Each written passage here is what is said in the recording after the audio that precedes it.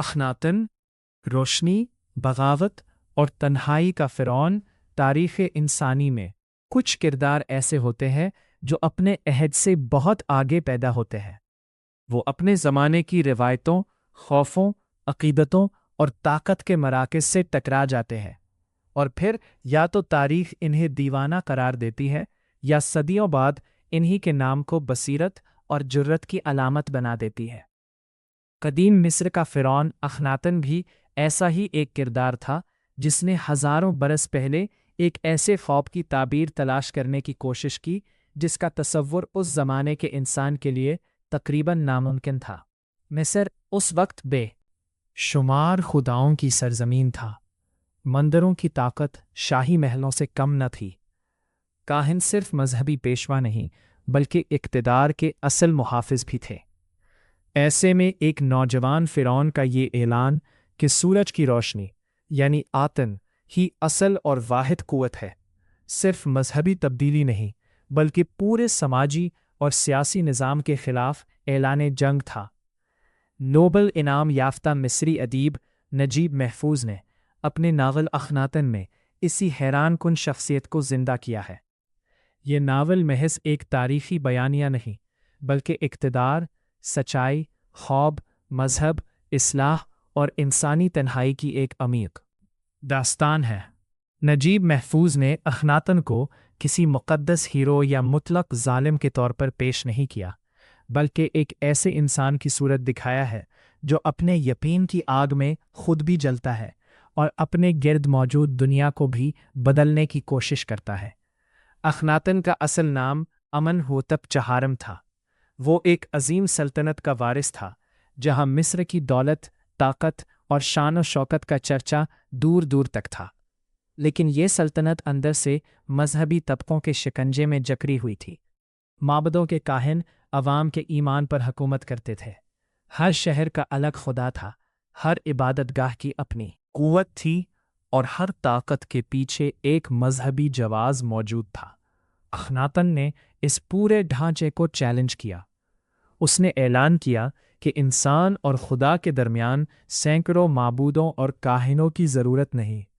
सूरज की रोशनी सब के लिए यकसां है, इसलिए आतन ही असल हकीकत है। ये तसव्वुर आज के इंसान को शायद मामूली महसूस हो, मगर उस ज़माने में यह फ़िक्री इनकलाब था। नजीब महफूज ने नावल में इस फ़िक्री बगावत को निहायत नफ्सियाती अंदाज में पेश किया है। अखनातन एक हसास रूह रखता है। वो जंग, खूनरेज़ी और जाहुल जलाल से ज़्यादा सच्चाई और सुकून का मतलाशी है। उसकी शख्सियत में एक सूफियाना कैफियत भी महसूस होती है। वो मिस्र को एक ऐसी दुनिया बनाना चाहता है जहाँ खौफ के बजाय रोशनी हो, जबर के बजाय मोहब्बत हो और इंसान खुदा को बराह रास्त महसूस कर सके। लेकिन तारीख़ का अलमिया यही है कि ख्वाब देखने वाले अक्सर ताकत की सियासत को समझने में नाकाम रहते हैं।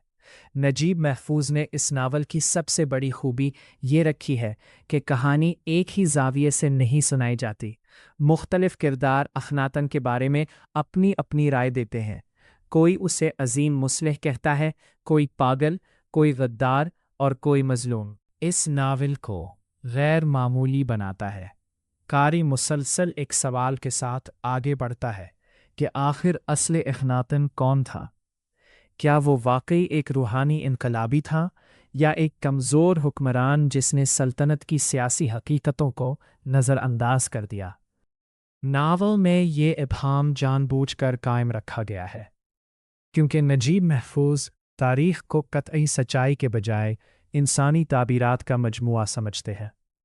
अखनातन जब अपने नए अकीदे के लिए दारुल हुकूमत तब्दील करता रहे और अखीतातोन नामी नया शहर बसाता है, तो दरअसल वो एक नई दुनिया तख्लीक करना चाहता है। मगर इक़्तिदार के ऐवान सिर्फ ख्वाबों से नहीं चलते। सल्तनत के दुश्मन सरहदों पर हमले कर रहे हैं, अवाम बेचैनी का शिकार हैं और काहिन उसके खिलाफ नफ़रत फैला रहे हैं। अखनातन अपनी रूहानी दुनिया में इतना मगन है कि ज़मीनी ख़तरात को पूरी तरह महसूस नहीं कर पाता। यही उसकी अज़मत भी है और अलमिया भी। ناول میں اخناتن کی اہلیہ نفرتیتی کا کردار بھی نہایت اہم ہے۔ وہ صرف ایک خوبصورت ملکہ نہیں بلکہ اخناتن کی فکری ساتھی ہے۔ دونوں ایک ایسے خواب کے مسافر ہیں جو اپنے عہد سے بہت آگے ہے۔